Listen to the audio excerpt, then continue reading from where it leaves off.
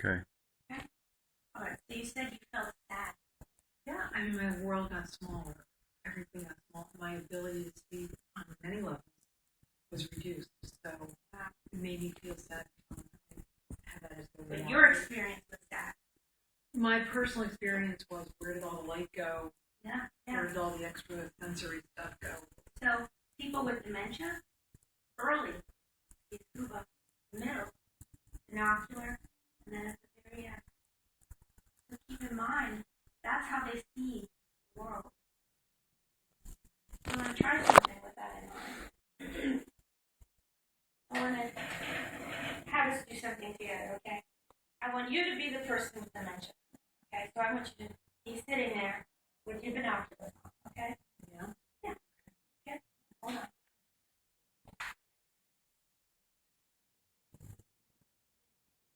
Hi, Mayor, guess what? It's time to fix your shirt. You know, you got a dirty shirt right here. Can I take this off? How about that? Okay. What do you want to do? Push you away. Right. Yeah. Get out of my space. Well, let's talk about that. Yeah. You're in my space. I didn't get a warning. Yeah, let me sit down. And I don't know why you're touching me so quickly without kind of giving me an expectation of what's going to happen. So the touch bothered you?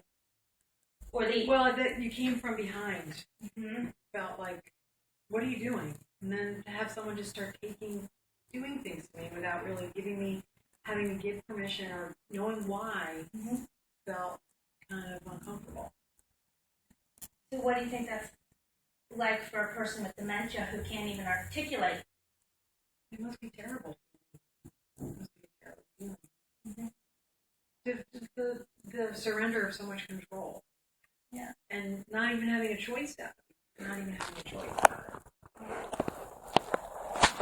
So let's talk about maybe I came up real close to you and you noticed surprise.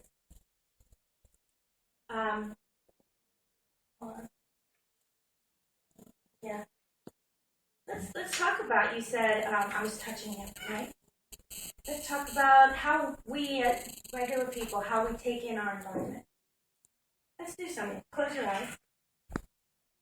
And I just want you to imagine you've been sleeping. And when you wake up in the morning, what's the first thing you do? Just do it. What do I do? When I open my eyes? I usually just sort of take in the morning, take in how I feel, maybe stretch. It's one of your senses, right? Visual. That's how one of the ways we take in the world. Let's say you're deciding if you want to go into this, if you want to eat at a restaurant. First thing you do. All right, you go walking on New York City and you see this place. And you're deciding where you want to eat. What might be the first thing you do? Me? For me, I want to check out the vibe of the place. Is it crowded? Will there be a long wait? Does it look like food that I like? I'm assessing. Look. You're looking again. You're using vision. Let's say you decide to check it out. You walk in. Checking out the environment. What's another thing you're using to check out the environment? I'm using my ears, auditory, like right. Too loud, too busy. Absolutely. So do this. Vision. Hearing. Do I feel safe? Do I feel comfortable? So I guess I'm just sensing the atmosphere. Let's say you choose, you sit down at the table. What want you to do first? Next thing you use to decide. I'm going to continue to check out people, check out, it's going to take a long time to get served. I'm going to be assessing my time frame for the day. And then what do you do when you get your food? So then I'll start eating it, but I'll also smell it. And is it warm? Does it look desirable to eat? And then, if all those things are positive, then I'll eat it. And so these are we've looked at in your experiences going to a restaurant.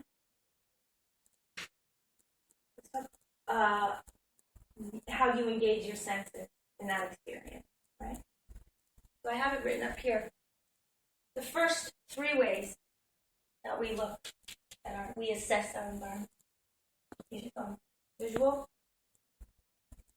auditory, touch.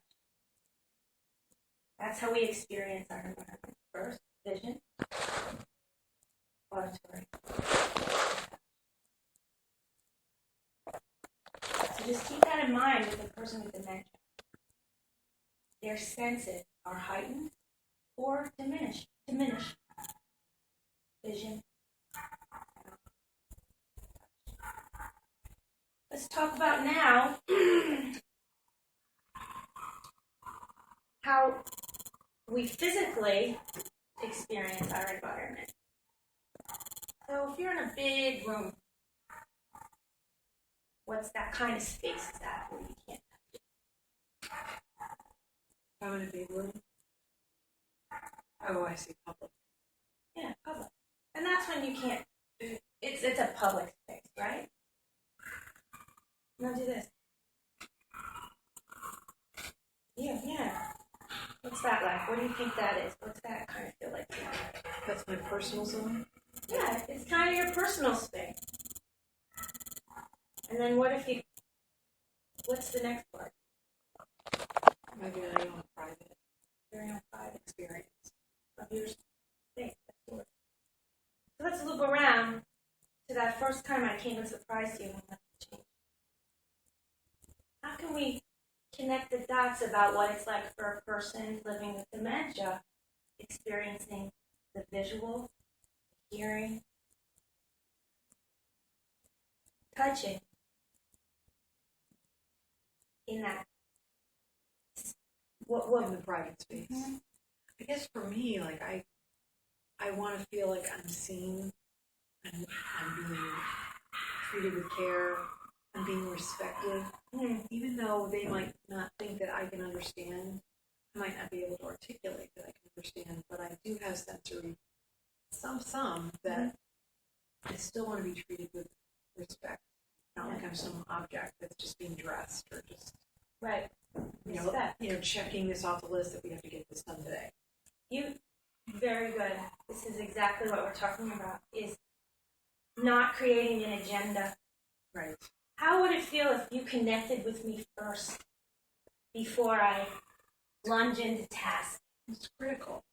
Then I feel safe. I feel like you really get me or that you care. And then I'm not just some object that has to be dealt with. Let me try something.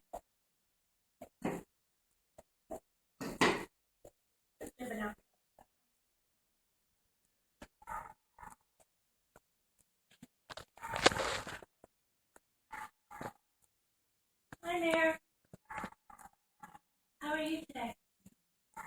Oh, you look so nice. So good? Mm-hmm. Hey, you know what?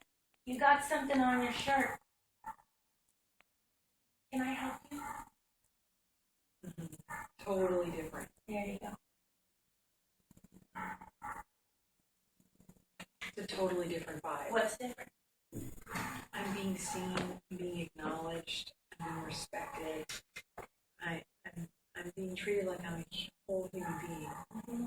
That just because I can't. Were you taken off guard? Did my touching you bother you? No, I had a warning, an update.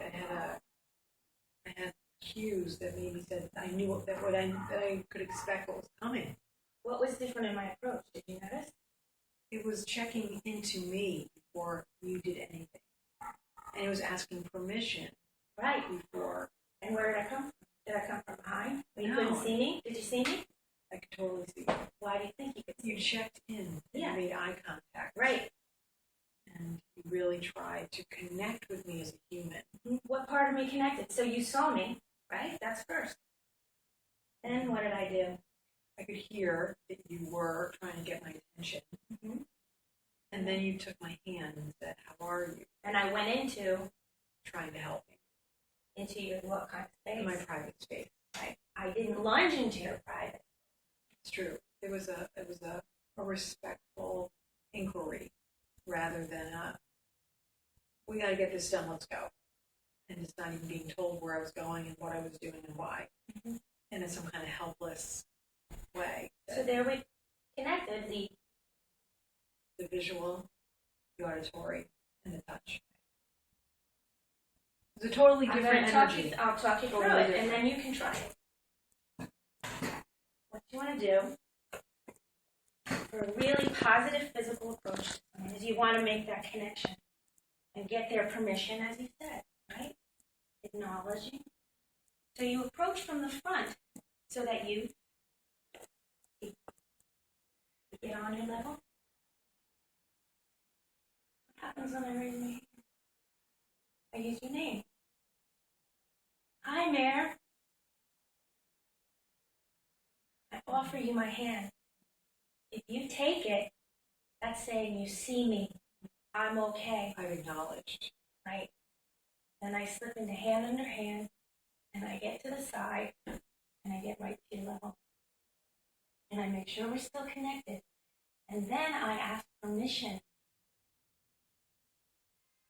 Right. Totally So different that's- experience. Here we go. We come from the front. We go slow. It's the same as coming from, it doesn't matter. Just get in your face. We greet in the public space. We're going to stay an arm's length away, 2 arms lengths away. We're going to use the person's name and offer our hand. That helps us slide in sideways, down to their level, eye level, and get into their personal